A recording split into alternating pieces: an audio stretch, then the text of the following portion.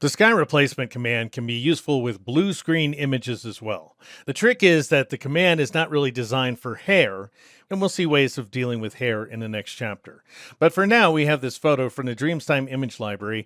This guy's just set against blue drywall, so far as I can tell, and he's wearing a blue shirt and a blue tie. His suit is bluish too. He's got blue reflections in his glasses, and yet the command's going to work nicely.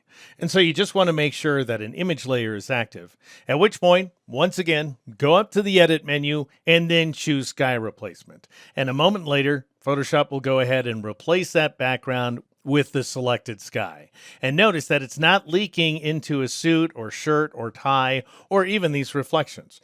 It's just sticking to that background. Part of the reason it's working so well is that this guy has very carefully managed hair. If we had hair all over the place, it'd be a different story.